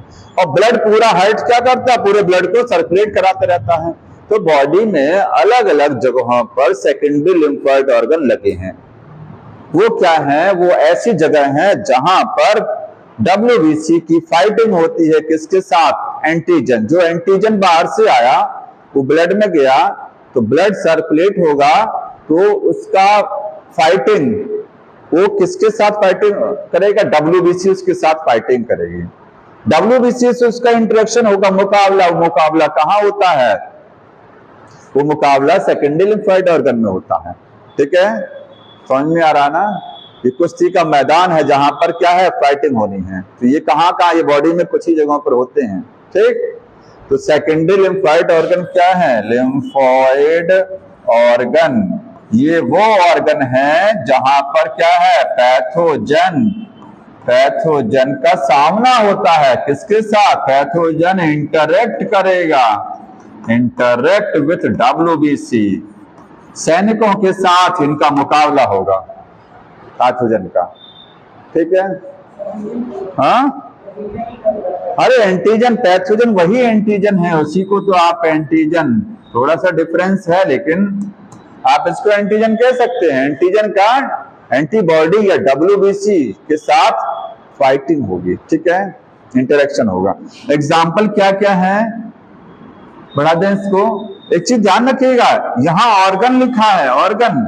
अभी मैं इसमें टिश्यू एग्जाम्पल में बताऊंगा। एग्जाम्पल में टिश्यू रहेगा तो याद रखिए वो टिश्यू कहां है, क्योंकि ऑर्गन का ही तो हिस्सा है। ठीक है, भले यहां ऑर्गन लिखा है इन्होंने।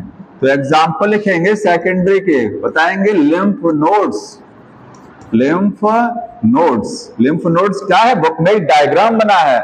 हमारा पूरा लसिका तंत्र जो लिम्फेटिक सिस्टम है उसमें क्या होती है? लिम्फ। इस तरीके से देखिए बुक में बना हुआ है, ये पूरा हमारा क्या है? ये लिम्फेटिक सिस्टम है। ठीक है ना? पूरी बॉडी में फैला हुआ है। यहां पर इसमें लिम्फ बह रहा है। क्या बह रहा है इसमें? नलिकाओं में लिम्फ। ठीक है, यहां बीच बीच में कहीं कहीं पर कुछ गांठें दिखाई दे रही हैं। इसी को क्या बोलेंगे हम लोग? इसी को लिम्फ नोड्स बोलते हैं। ये देखिए यहां पर हैं, इनकी लोकेशन कहां है? याद रखिए लिम्फ नोड है ये, इनकी लोकेशन होती है यहाँ आर्मपिट, और ये आपका स्टमक वाले एरिया में। बुक में डायग्राम में देखिए ये आर्मपिट, स्टमक, इंटेस्टाइन के पास मिलेगा। ग्रोइन रीजन ये है, यहाँ मिलेगा। ठीक है, पैर के पास में जहां पैर जुड़ता है। ठीक है, लेग। तो ये कहां कहां मिलेंगे लिम्फ नोड्स? ये आर्मपिट में, आर्मपिट्स में मिलेगा। ग्रोइन रीजन में मिलेगा, और एब्डोमिनल रीजन। ठीक है,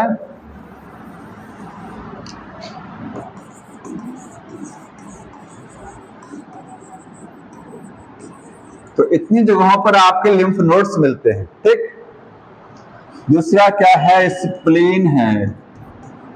अगला सेकेंडरी लिम्फोइड, अब स्प्लीन ऑर्गन है पूरा। ठीक है,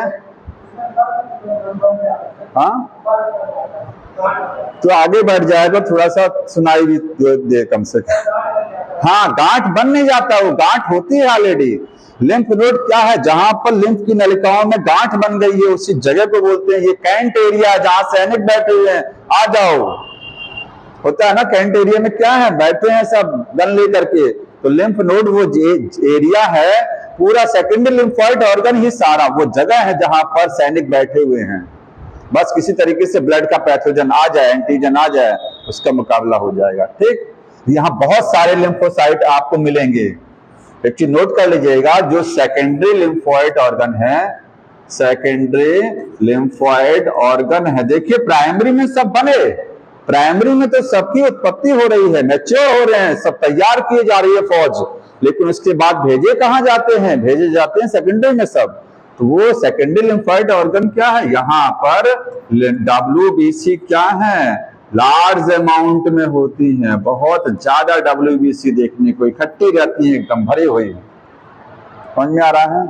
ऐसा नहीं कि केवल यहीं होती है ब्लड में और कहीं नहीं है, सब जगह है, लेकिन यहाँ बहुत ज्यादा WBC है, बाकी तो ब्लड में है ही है।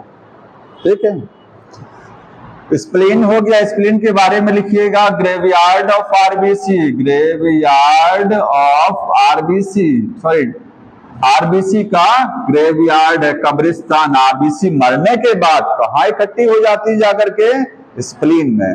और एक चीज और है, ये रिजर्वॉयर है, रिजर्वॉयर ऑफ इरेथ्रोसाइट, इरेथ्रोसाइट्स। इस इरेथ्रोसाइट को हम लोग क्या कहते हैं? आरबीसी तो बोलते हैं। इसका मतलब समझना, ब्लड बैंक है बॉडी का ना। रिजर्वॉयर का मतलब जहां आरबीसी बहुत ज्यादा इकट्ठी रहती है, जैसे कोई एक्सीडेंट हो गया मान लीजिए, तो ब्लड लॉस हो गया बॉडी से, अब बॉडी इसको रिकॉल कैसे करेगी? बॉडी उसकी कमी को पूरा कैसे करेगी? बाहर से तो ब्लड चढ़ाया जाएगा, लेकिन उस दौरान उसके पहले यहां से इरेथ्रोसाइट पास होती हैं बॉडी में। ये आपकी बॉडी का ब्लड बैंक है, रिजर्वॉयर है पूरा, ठीक है। और ग्रेवयार्ड भी है। और इसके बाद में है पेयर पैचेस, पेयर्स पैचेस क्या हैं? ये टिश्यू है जो आपके स्मॉल इंटेस्टाइन में अंदर देखने को मिलता है, ठीक है, एक प्रकार का टिश्यू है। यहां पर भी बहुत सारे अमाउंट में क्या देखने को मिलेगा? WBC, lymphocyte. ये in wall of small intestine की दीवार में है ये, ठीक। इसके बाद में अगला जो है वो माल्ट है। माल्ट क्या है? Mucus associated lymphoid tissue, mucus associated lymphoid tissue.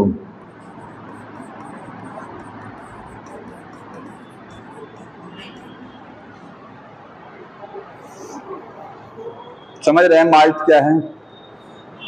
Mucus कहां कहां बनता है? 3 जगहों पर, पूरा रेस्पिरेटरी ट्रैक्ट, यूरिनोजेनिटल डक्ट्स और गैस्ट्रोइंटेस्टाइनल ट्रैक्ट, आहार नाल की अंदर की वॉल पर, स्टमक में बनेगा, स्मॉल इंटेस्टाइन, लार्ज इंटेस्टाइन की अंदर की दीवार पर, ठीक है। तो जहां जहां म्यूकस रहेगा, उस म्यूकस के मेम्ब्रेन के साथ में लगा हुआ भी लिम्फोइड टिश्यू होता है। इसको क्या बोलते हैं? Mucus MALT. Mucus associated, mucus के साथ एसोसिएट है, म्यूकस मेम्ब्रेन के साथ जुड़ा है। और इसकी 50% अकेले ये बॉडी में होता है। जितना बॉडी में लिम्फोइड टिश्यू है उसमें 50% क्या है? माल्ट अकेले, मतलब इतना ज्यादा होता है, ठीक है। एक लाइन यहां पढ़ लीजिएगा, लिखा भी है, देखिए, malt is 50% of total lymphoid tissue, मतलब ये क्या है? 50% ऑफ टोटल लिम्फोइड टिश्यू, चाहे प्राइमरी वाला हो चाहे सेकेंडरी वाला हो, ठीक है। इसमें भी 50% में अकेले है ये, समझ में आ रहा है? देखिए, म्यूकस तो पैथोजन को ट्रैक करता ही है, साथ में ये यहाँ पर WBC भी इसके साथ में है। और अगला एक बचता है गाल्ट। तो गाल्ट क्या है? Gut associated lymphoid tissue, lymphoid tissue. दोनों में अंतर क्या है? क्या डिफरेंस है दोनों में?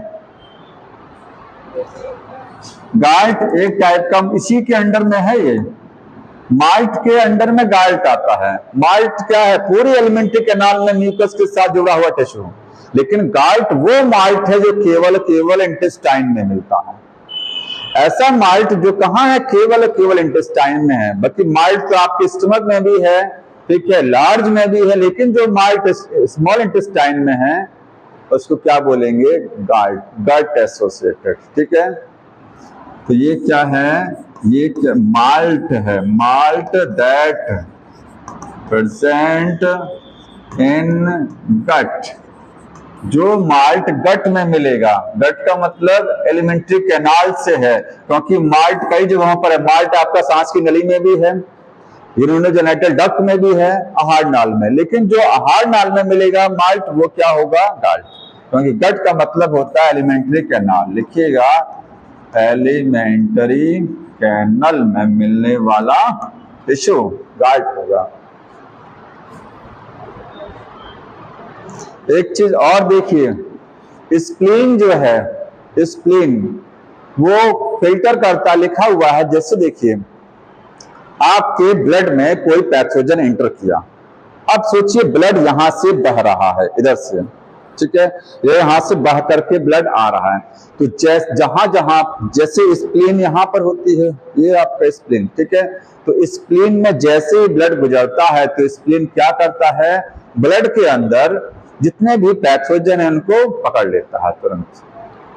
It trap the blood born pathogen, spleen के साथ साथ लिम्फ नोड्स दोनों ये भी ट्रैप करते हैं, ठीक है। लेकिन स्प्लीन बहुत ज्यादा अमाउंट में ब्लड के पैथोजन को पकड़ लेगा, और चूंकि इसके अंदर क्या है, स्प्लीन के अंदर सैनिक बैठे हुए हैं, डब्ल्यूबीसी हैं, और उनकी मदद से उन पैथोजन को मार देता है, ठीक है।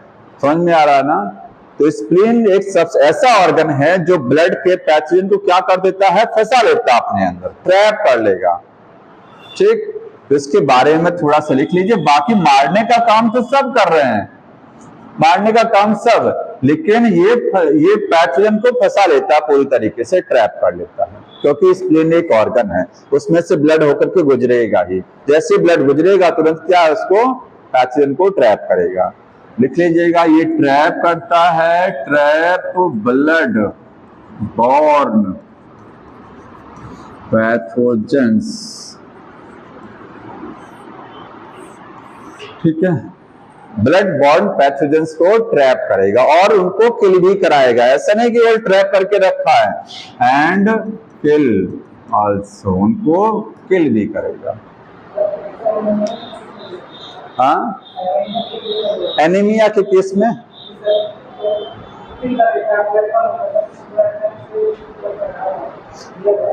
ब्लड बैंक है, यहाँ जब बॉडी में ब्लड घटता है, यहाँ से ब्लड सप्लाई कराया जाता है स्प्लीन से, ठीक है। और कोई चीज बचा हुआ है, देखिए,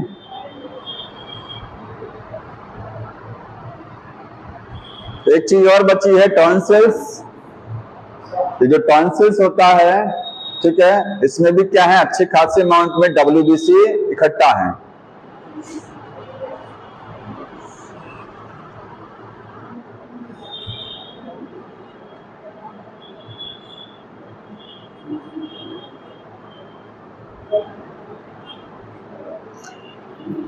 अच्छा, जितने भी लिम्फोइड ऑर्गन है, एक चीज बताइए, जितने लिम्फोइड ऑर्गन है इसमें मेनली कौन सी डब्ल्यूबीसी होगी? हमने कहा डब्ल्यूबीसी हमारे ब्लड में भी है, डब्ल्यूबीसी हमारे टिश्यू में भी है, क्योंकि वही ब्लड कहां जा रहा है, टिश्यू में भी जा रहा है। इनके अंदर भी डब्ल्यूबीसी है, कौन सी वाली डब्ल्यूबीसी ज्यादा होगी? भाई डब्ल्यूबीसी में टाइप है आपका basophil, eosinophil, neutrophil, lymphocyte, monocyte, कौन सा वाला ज्यादा मिलेगा? जो इन्फेक्शन को मारता है, सब इन्फेक्शन नहीं मारते हैं। आपके इन्फेक्शन में लिम्फोसाइट है, कौन सा? लिम्फोसाइट, और साथ में लिम्फोसाइट में कैटेगरी है बी और टी, और साथ में फिर क्या है, मैक्रोफाजेस हैं। मैक्रोफाजेस का मतलब ऐसी डब्ल्यूबीसी जो पैथोजन को खाती हैं। इसका एग्जांपल क्या है? जैसे न्यूट्रोफिल क्या है, वो पैथोजन को एंगल्फ करती है। ये पैथोजन को एंटीबॉडी बना करके मारेंगी और ये पैथोजन को खा लेंगी। तो यही दो मेन होती हैं। तो लिख लीजिएगा कि इम्यून जो आपके ये सेकेंडरी लिम्फोइड ऑर्गन है, इसमें मेनली यही दो डब्ल्यूबीसी इकट्ठा रहता है, ठीक है। Secondary lymphoid organ mainly consist the lymphocyte and macrophages. बढ़ा लीजिएगा, secondary lymphoid organ mainly consist lymphocyte and macrophages. यहां तक ये फिनिश हो गया है।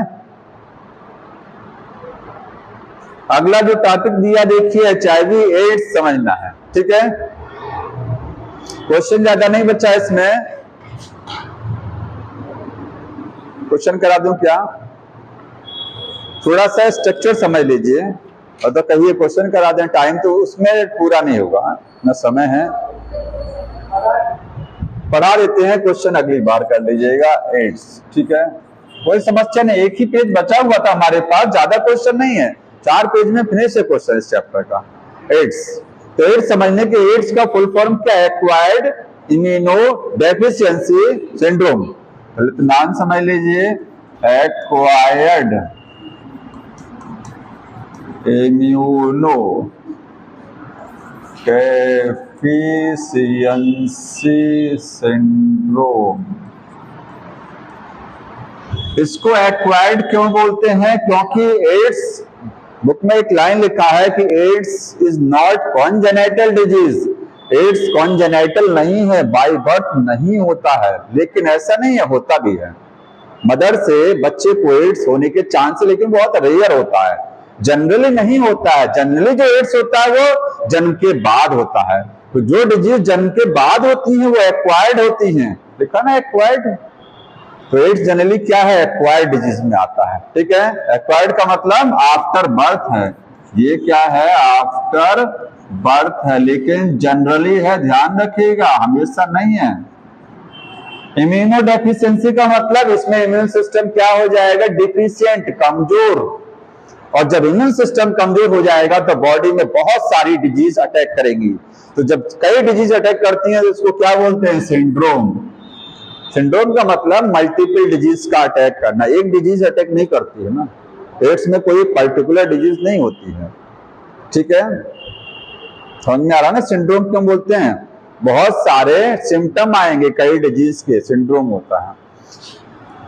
ये एड्स का जो फर्स्ट केस रिकॉर्ड किया गया था वो 1980, कितना लिखा गया है?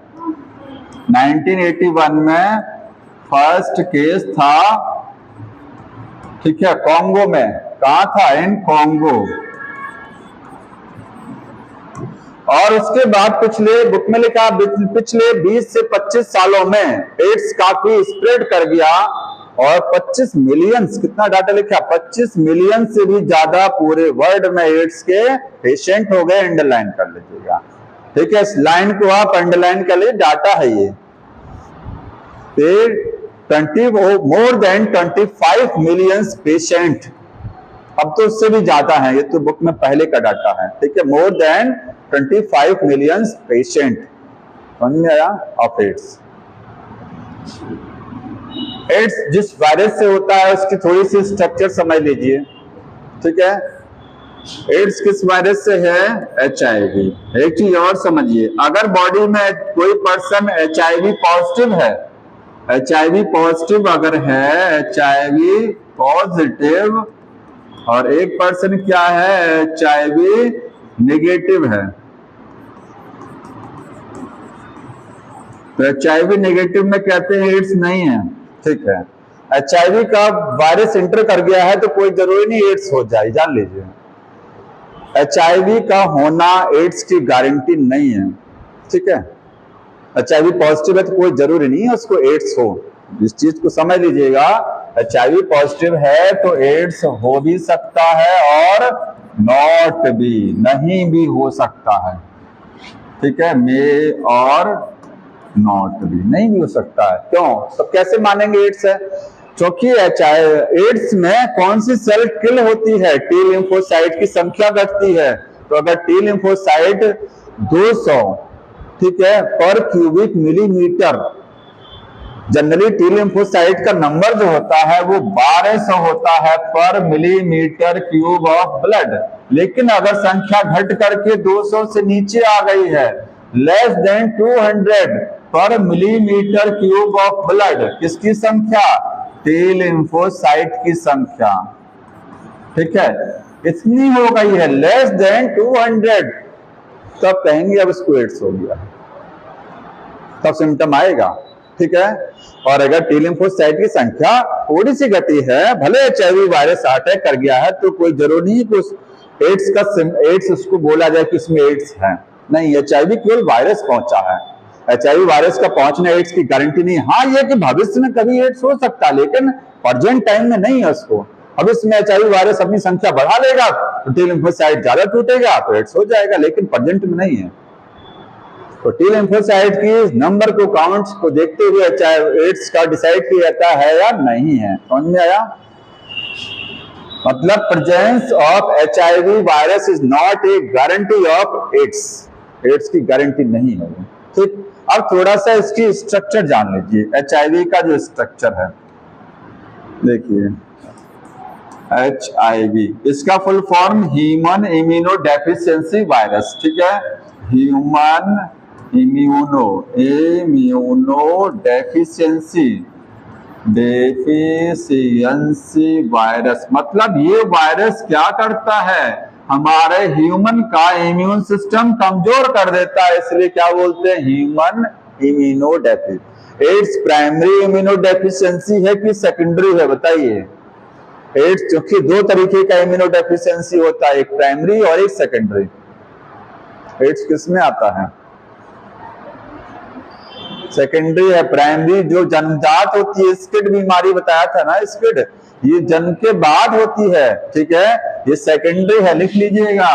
एड्स जो है वो सेकेंडरी इम्यूनोडेफिशिएंसी है, जन्म के बाद ही जनरली है। और एड्स जो है नॉट कॉन्जेनाइटल, ये कॉन्जेनाइटल डिजीज नहीं है, ये बचपन से नहीं होती है, नॉट बाय बर्थ, लेकिन कभी कभी बचपन से होती है। तो ये 100% जो बुक ने लिखा है कि नॉट बाय बर्थ, ये 100% सही नहीं है, समझ में आ रहा है। माँ से बच्चे में भी हो सकता है, लेकिन वो रेयर केस होता है, ठीक है। यहाँ इसको जनरली लगाना चाहिए था, एक वर्ड क्या लगाना चाहिए था, जनरली, सामान्यतः कॉन्जेनाइटल नहीं होती है, ठीक। इसका वायरस कैसा है, आरएनए वायरस, वायरस में कौन सा जीनोम है, आरएनए, और आरएनए वायरस को क्या बोलते हैं, रेट्रोवायरस। तो ये कैसा वायरस है, रेट्रोवायरस, रेट्रोवायरस है, ठीक है। मतलब इसमें आपको आरएनए मिलेगा। थोड़ा सा स्ट्रक्चर देखिए,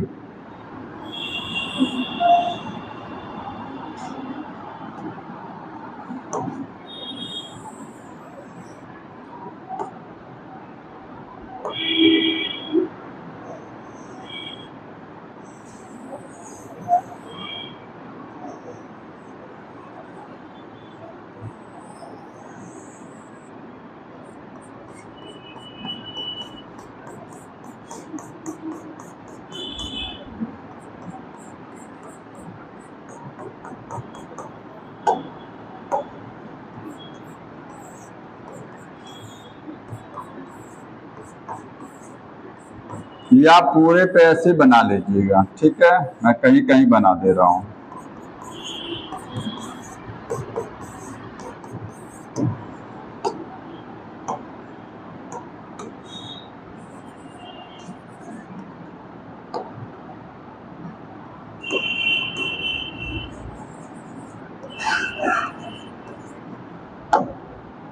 सारा कलर यूज हो गया, इसमें कोई कलर बचा नहीं है। ये लास्ट में बच गया, ये वाला, तो इससे शेड होगा, व्हाइट वाला है, व्हाइट वाला कहाँ गया, ये वाला लीजिए, व्हाइट वाला,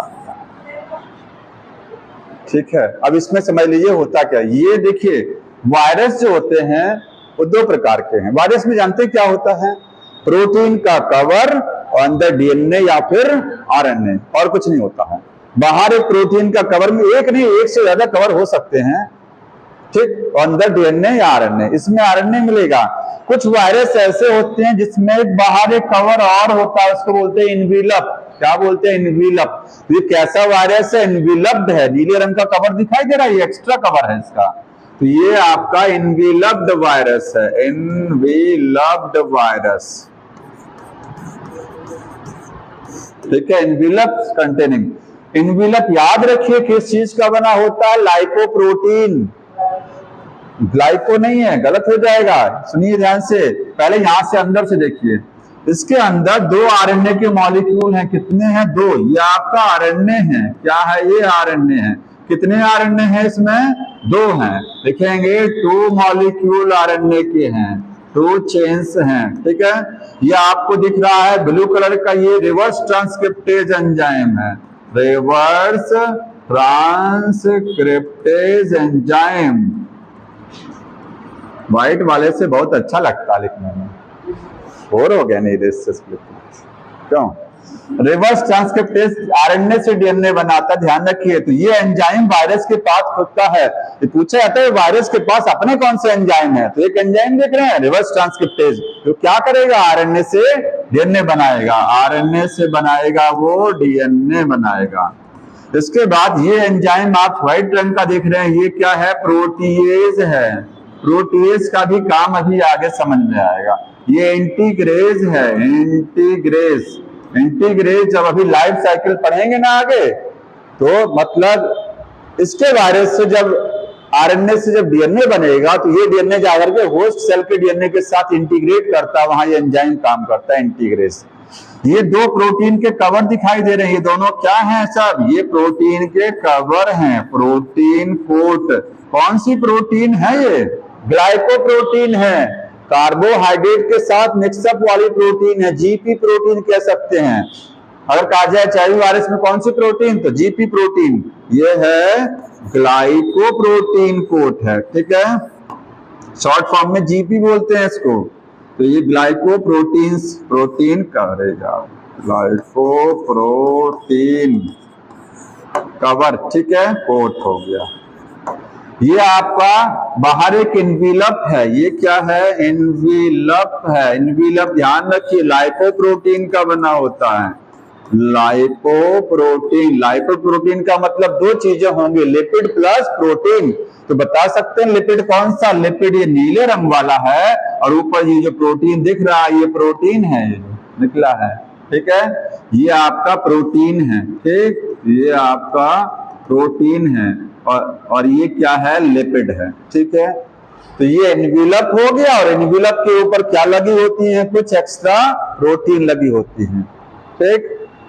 इन प्रोटीन के नाम हैं, क्या नाम बोलते हैं इसको? GP120 protein. ध्यान रखिए क्या नाम है इसका? GP।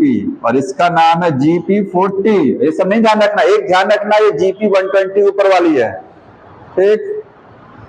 ये इसकी लाइफ साइकिल, इसका स्ट्रक्चर हो गया। इसकी स्ट्रक्चर में 2 आरएनए मॉलिक्यूल, 3 प्रकार के एंजाइम, 2 प्रकार का प्रोटीन का कवर अंदर, जो मेन प्रोटीन, और इसके बाद एक कवर है, एक्स्ट्रा कवर ऊपर, जिसको क्या बोलते हैं? एनवेलप। वो लाइपोप्रोटीन का बना है, उस एनवेलप के ऊपर कुछ प्रोटीन लगी है, GP120।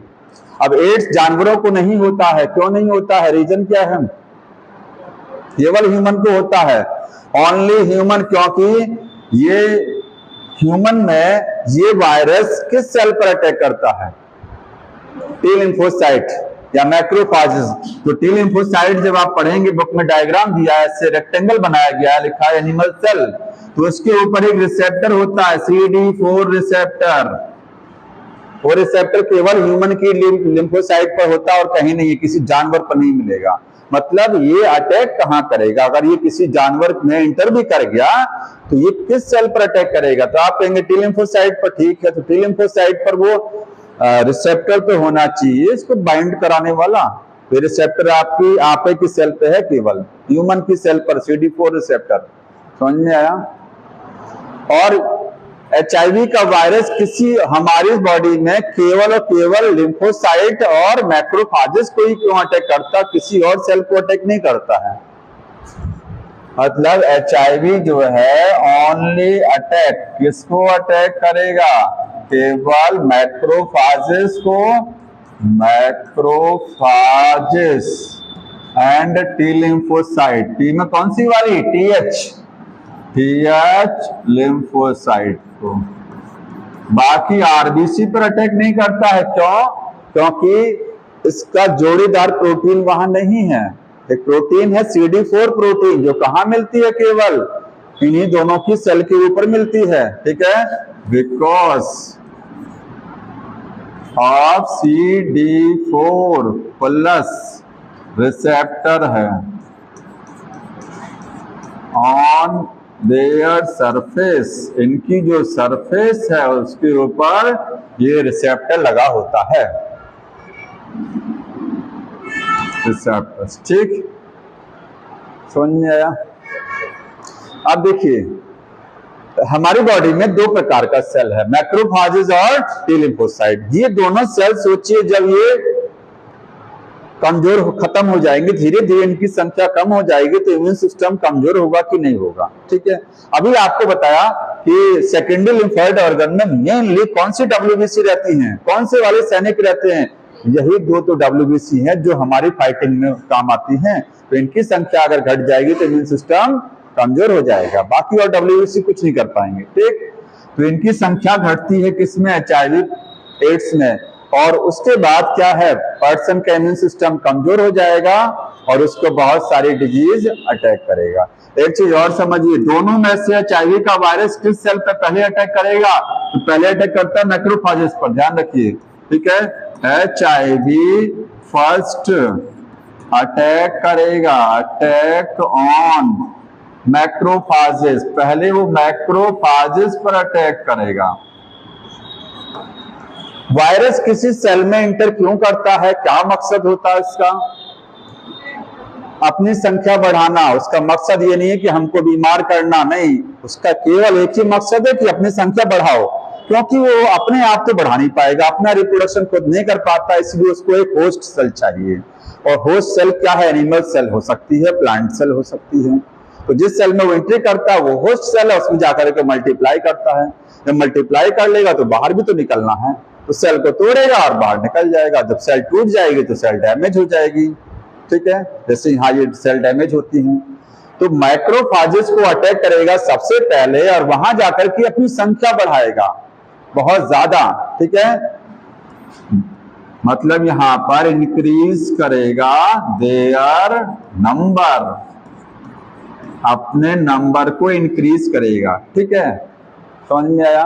एक चीज ध्यान रखिए, पूछा जाए कि मैक्रोफेजेस और टी लिम्फोसाइट में से किस सेल को तोड़ता है, ये किस सेल को तोड़ता है? तो मैक्रोफेजेस को तोड़ता नहीं है, तोड़ता कम है। मैक्रोफेजेस में ये घुस गया, अपनी संख्या बढ़ा लिया, आराम कर रहा है। जब इसको वहां से निकलना होगा तो उस सेल को तोड़ेगा और निकल जाएगा, अगर नहीं निकलना तो वहीं पड़ा रहेगा, ठीक है। लेकिन टी लिम्फोसाइट में बहुत ज्यादा समय तक नहीं रुकता। टी लिम्फोसाइट में घुसा, संख्या बढ़ाया, उसको तोड़ के उसका कबाड़ा कर दिया, वहां से निकल लिया। तो सेल सबसे ज्यादा कौन सी डैमेज होती है? तो ये वाली सेल ज्यादा डैमेज होती है। इस सेल में तोड़ेगा लेकिन जरूरत पड़ने पर, समझ में आ रहा है? तो ये सेल बुक में एक लाइन लिखा है कि HIV वायरस का रिजर्वायर क्या है? रिजर्वायर जानते हैं? जैसे ब्लड का, हमारी बॉडी में RBC का रिजर्वायर क्या है? बैंक, तो स्प्लीन ब्लड बैंक है ना, ब्लड वहीं इकट्ठा रहता है। तो बताइए HIV वायरस बॉडी में किस सेल में इकट्ठा रहते हैं? तो मैक्रोफेजेस में इकट्ठा रहेंगे, ठीक है, बहुत सारे भर के इसमें इकट्ठा ढेर सारे पड़े रहेंगे। जब जरूरत पड़ेगी तो तोड़ करके सेल को जाएंगे टी लिम्फोसाइट को, उसको तोड़ करके खत्म, अपनी संख्या बढ़ाएंगे, तोड़ेंगे, फिर और निकलेंगे उसमें से, तोड़ेंगे, बढ़ाएंगे। यह इस सेल को तोड़ते नहीं जाता, ठीक है, इसमें घुस गए, आराम कर रहे हैं, संख्या बढ़ा रहे हैं, रेस्ट करते हैं एक तरीके से। तोड़ने का काम इसमें ज्यादा होता है, ठीक है। तो मैक्रोफेजेस जो है केवल संख्या बढ़ा रहे हैं अपनी इसमें, और ये क्या है? रिजर्वायर है, reservoir of HIV virus. HIV virus का रिजर्वायर है मैक्रोफेजेस। तो फर्स्ट अटैक किस सेल पर होगा? मैक्रोफेजेस। देन किस पर होगा? देन ऑन TH सेल्स, उसके बाद TH सेल पर अटैक होगा। हाँ,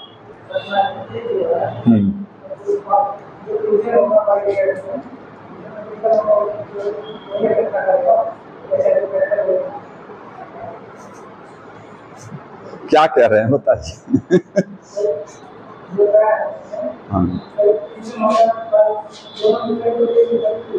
देखिए जो कहना चाह रहे हैं वो ये है, दो तरीके का साइकिल चलता है, एक लिप्टिक साइकिल होती है, एक लाइसोजेनिक, पढ़ा होगा, पढ़ा है ना, लिप्टिक और लाइसोजेनिक। कभी कभी कहते हैं ना कि HIV का वायरस में सिम्टम ही नहीं आ रहा है, ठीक है, HIV हो तो गया लेकिन कोई ज्यादा समस्या नहीं आ रही, चल रहा, जिंदगी चल रही है। बुक में एक लाइन भी लिखा है कि HIV का पेशेंट 5 से 10 साल तक उसमें सिम्टम आ सकते हैं।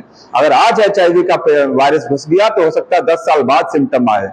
तो 10 साल तक वो वायरस क्या कर रहा है? 10 साल तक वो इसी सेल में मल्टीप्लाई करके आराम कर रहे हैं, आराम करते हैं, जरूरत पड़ती है तोड़ते हैं, इसमें घुस जाएंगे, इसमें घुस जाएंगे तो इसको तोड़कर, इसको तोड़ना मजबूरी है, इसको तो तोड़ देते हैं। तो जब वो अवस्था आती है कि जब सिम्टम नहीं आता है, लैग फेज रहती है, तो HIV का वायरस इनएक्टिव कंडीशन में कह सकते हैं इसी सेल में पड़ा रहता है, ठीक है। और जब वो इस सेल से तोड़ करके इसमें घुसेगा तब सिम्टम आएगा फिर वो। तो जो गैप रहता है, कई सालों बाद सिम्टम आता है, वो इस वजह से आता है कि मैक्रोफेजेस, वो लिम्फोसाइट टूट नहीं रही हैं, क्योंकि लिम्फोसाइट टूटेगा तभी तो इम्यूनिटी सबसे ज्यादा घटेगी। मैक्रोफाजेस को टूटने से ज्यादा इम्यूनिटी नहीं घटती है। समझ में आ रहा है?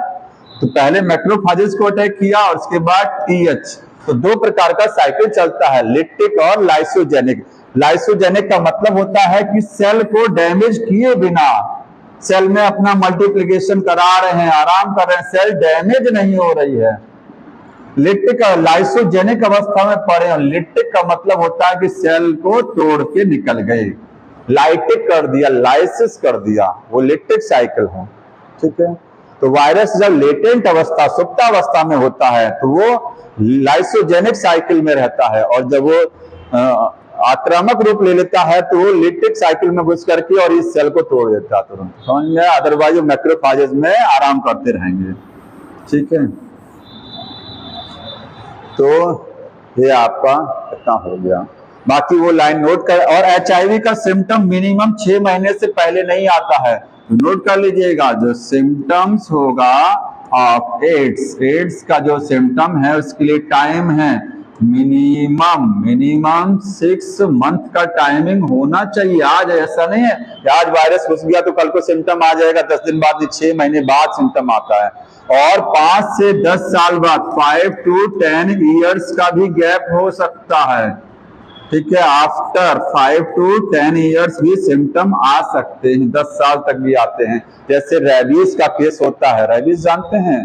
रेबीज का तो और लंबे समय तक आता है। हमने तो एक केस देखा है, एक पर्सन को डॉग बाइट किया था बहुत पहले, और करीब 10 सालों बाद, 12 सालों बाद उसकी बॉडी में सिम्टम आया रेबीज का। और ऐसा सिम्टम आया कि रेबीज के पेशेंट पानी से डरते हैं, पानी से उनको बहुत डर लगता है, बिजली कड़कती है, जैसे कुत्ता होता है, डॉग होते हैं जो चौंक जाते हैं, खासकर पागल कुत्ता जो होता है, तो पागल कुत्तों वाला सिम्टम उनके अंदर आएगा।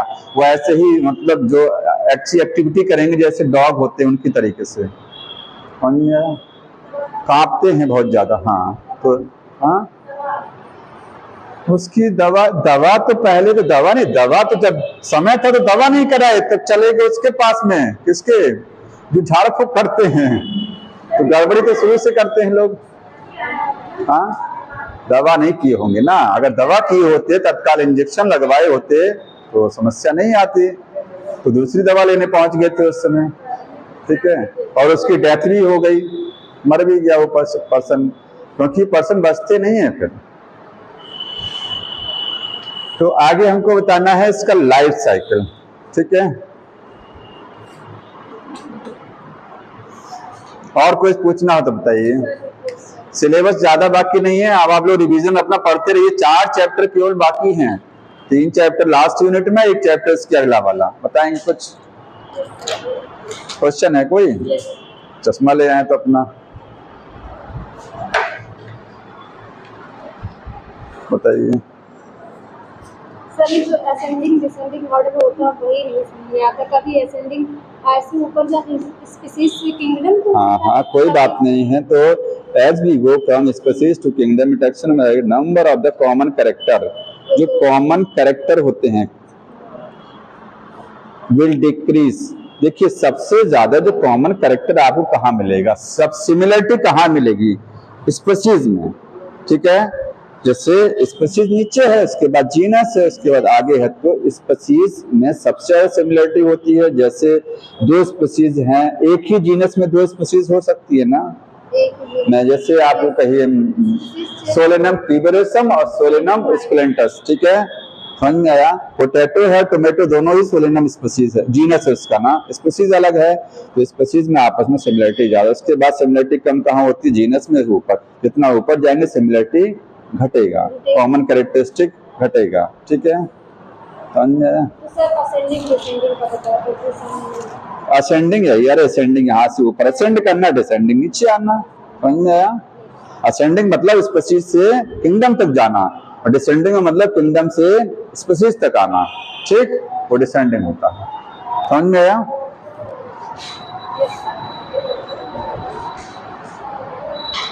बताइए।